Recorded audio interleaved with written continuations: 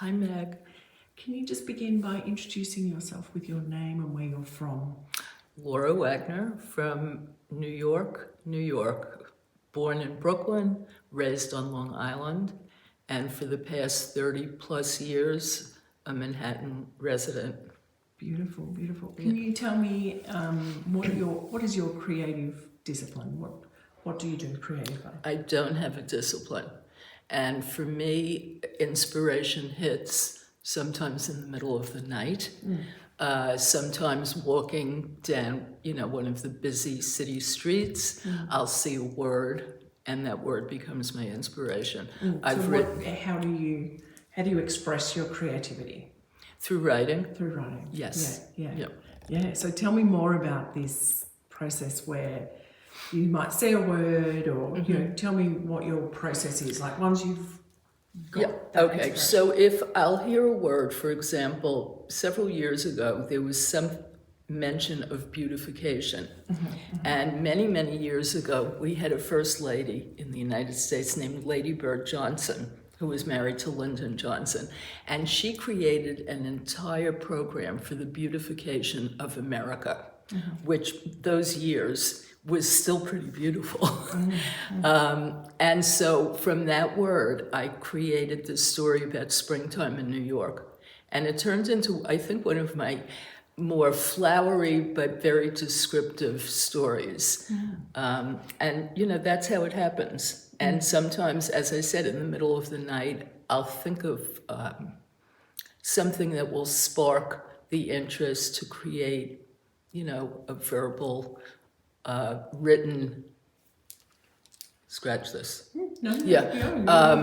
A written piece on, this idea. I'll expand on it. And that's what I've loved about writing, is that I have had so many opportunities to express myself quietly, without interruption, without a cell phone beeping. Just, it flows. And it's been, for me, the best form of expression. So, once you've got your idea and you're working on that, do you put it aside after you've worked on it for a bit and then come back to it? Like, what's that process always like for you? Almost always. I don't think I've ever submitted a story that was written and then left the computer. It's always, which is a good lesson in life, is to think about something before you send it out. And that's the process for me. I edit, I re-edit. I have an editor at the publication that I've submitted my column to, and I very often at this point hear her voice. So I make corrections knowing what she would say, which has been a great tool. That's a great little kind of thing to keep in the back of your mind. Who or what or where do you get your creative inspiration from? So such a variety of places. My children, my family.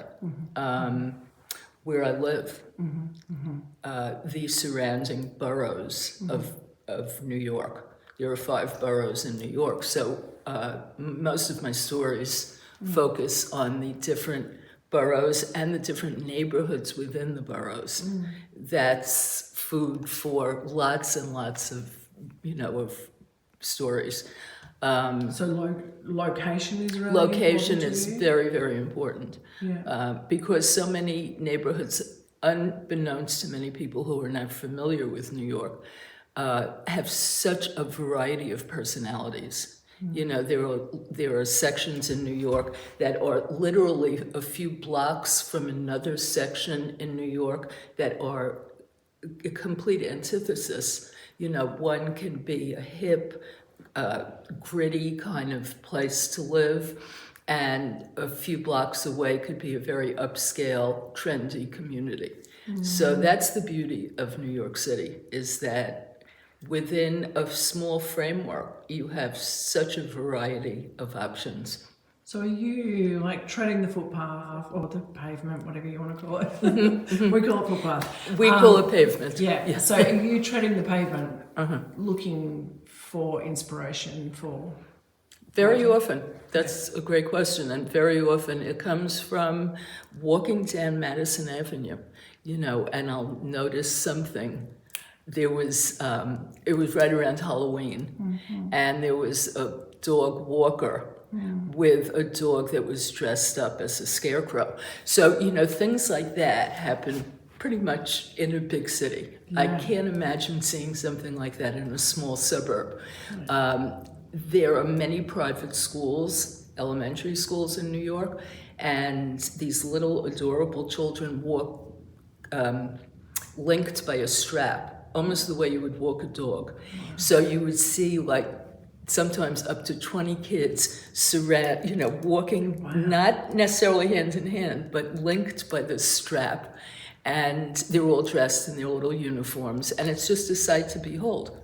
It's really unusual, and I think significant in big cities, because in a suburb, the mother would drive the child to school. They would be taken by a school bus, but that's not the case in the city. And that's been a cause for stories of how, children grow up in a big city differently than they would, on Long Island or any of the surrounding suburbs. Yeah, I love that. And so things that catch your eye. What very often catches my eye, because I've been told that I'm observant, and I know that I am. So I might see something that someone else may not see. I am very, very, very inspired by fashion. And in New York, there are a lot of very fashionable people, men and women. And sometimes I'll just see someone dressed in something so outrageous that it's the cause of an article. Or a written story. Yeah. And I've noticed your observation skills here too, with some of the things that you've written and that you talk about. Tell me about your creative routine. Do you have a routine? If you do, what is it? What do you find it helpful to get yourself to do the work? My inspiration comes at a variety of times. As I said a few minutes ago, I could wake up in the middle of the night, get out of bed, go to my desk and write something. It could be a sentence, go back to bed. And in the morning, I'll, be re-inspired. But I don't have a routine like many people do, and mainly many writers. Many of my friends have encouraged me to get up and write for 2 hours straight and then do my day. But I can't do that because, it's forced and it doesn't feel natural. But when I'm inspired, which could happen every day for a week or every other week, there's no routine. But when I am, I could really shoot out a story quickly. So if you had a deadline, do you then enforce a routine? Well, that's also a great question, because I have had deadlines.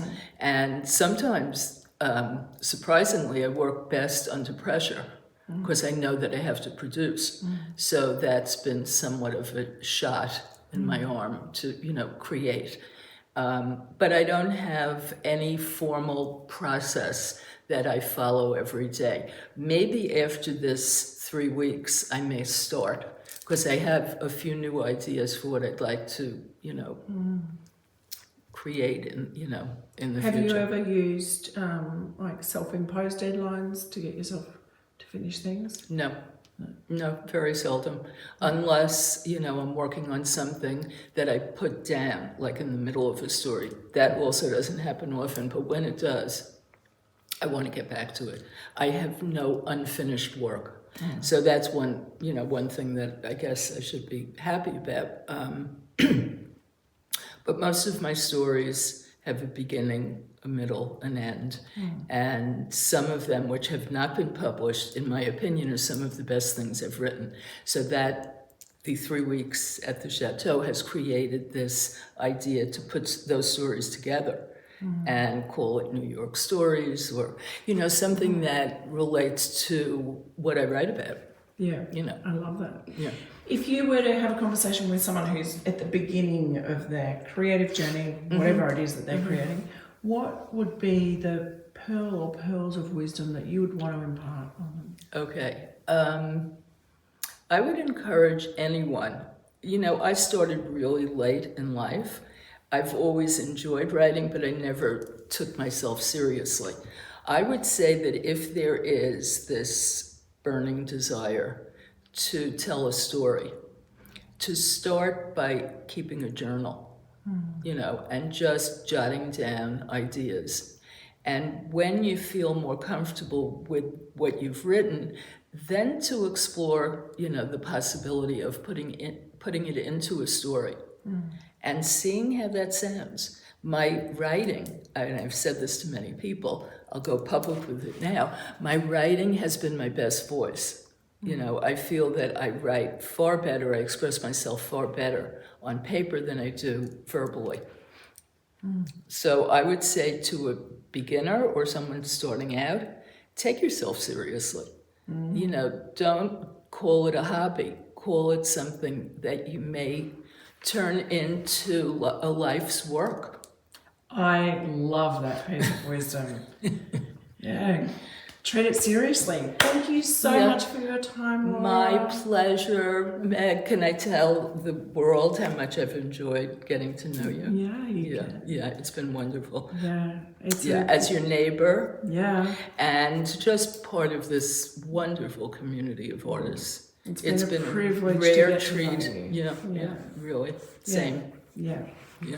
Yeah, and we're now neighbours. We'll be neighbours across the ocean. But we'll see each other again. I really feel that. We will. Thank you so You're much, so welcome. Laura Wagner.